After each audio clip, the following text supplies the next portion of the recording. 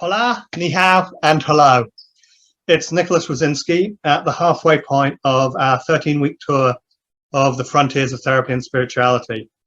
And here in week 7, we've got 6 episodes behind us, and after this week, another 6 to savor.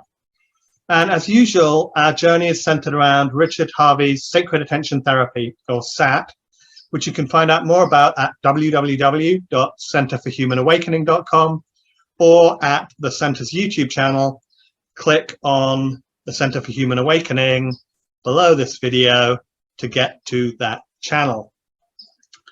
Now, here in week 7, I'm going to regroup and reground before we launch into another turn of the wheel in the concluding half of the journey. So briefly, we've gone from cosmic in week 2's real reality to universal in week 3's origins of separation to a sort of personal focus in week 4's articulation of new forms of SAT, which are predominantly personal or interpersonal means by which an individual can recover their cosmic identity while remaining here on Earth, whatever that means. Then, via week 5's review of the contributions of SAT-C++ at the frontiers, last time in week 6, I sketched a planetary or civilization scale picture in which a variety of different worldviews or approaches to life collaborate harmoniously on the path to the awakening of the entire universe, meaning the awakening of all sentient beings and the matter body of the universe, so to speak. Now, from all that, we can distill 3 levels or dimensions and 1 direction.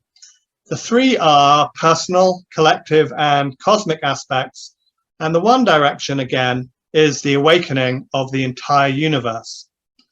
Now, when I drew my map of the frontiers of therapy and spirituality, I split them into 3 internal domains for SAT, which are primarily about personal and interpersonal practice, and 3 external boundaries, which were to do with the relationship of SAT with collective human endeavors.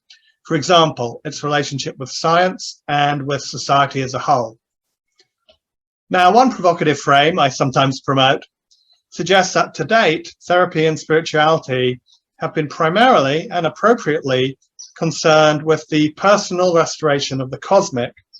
And in this orientation, there's relatively little direct or explicit concern with the 3rd intermediate dimension of the planetary collective. Now, of course, in the realization of the cosmic in a given person, there's a profound effect on the collective. But I'm suggesting, and it's not new news, that we need more than this. So people who are awakening are orienting to a new direction, to a new compass. And although there are more and more of these intrepid adventurers, still the vast majority are following the path of separation. Rather than an evangelical overnight conversion of the mass of humankind, what's needed is a sustained transformation of systems for collective living, but often without any explicit mention of awakening. As one crucial example, the path from the science we have, what I call Science 2.0, to the active scientific partner of awakening spirituality, what I call Science 5, can and in fact must happen purely on scientific grounds, not from an appeal, again, to the truth of awakening. To lead someone, myself or others, is to cause them to follow a particular path. I suggest that the frame I'm sharing here, a transformation of civilization into an awakening congruent path, but a transformation not necessarily driven by explicit enrollment in awakening, calls for a new kind of leadership.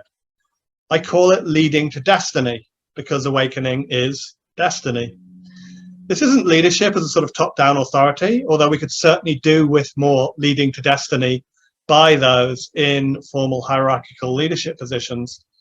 Rather, it's an engagement with the complicated position of humankind seen in the full context of matter, separation, diversity, unity, and awakening, and the application of our own inherent intelligence and the intelligence of the arc in that engagement.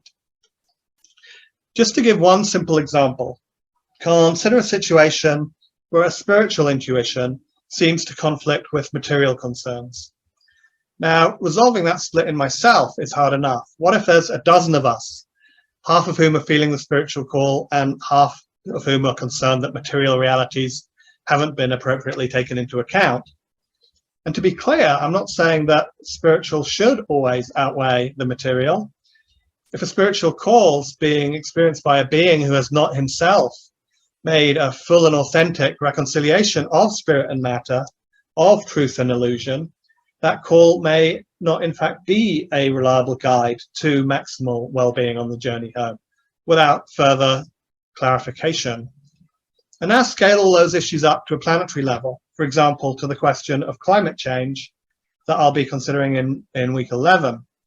My point is that the co-creation and sharing of a framework that does truly reconcile spirit and matter affords new opportunities for leadership of self and others and new possibilities in the collective planetary trajectory. One example of such a framework is the SAT-C++ that I introduced in week 4. And these kinds of initiatives can fill in the somewhat absent collective territory for therapy and spirituality that's been more focused on the personal cosmic relationship. To boil all of this down, perhaps the greatest frontier for therapy and spirituality currently is to create a version of itself that can facilitate leading to destiny in the collective domain. This means creating a version that can interface with societal systems in precise and quantitative detail when necessary, and that can catalyze an awakening orientation, capacity, or openness in diverse fields without necessarily making that explicit appeal to awakening. And so this is where I'll pick up next time, and it's the direction that we'll follow through the final 6 weeks of our Odyssey together. I'm Nicholas. Thanks so much for watching. See you again next time.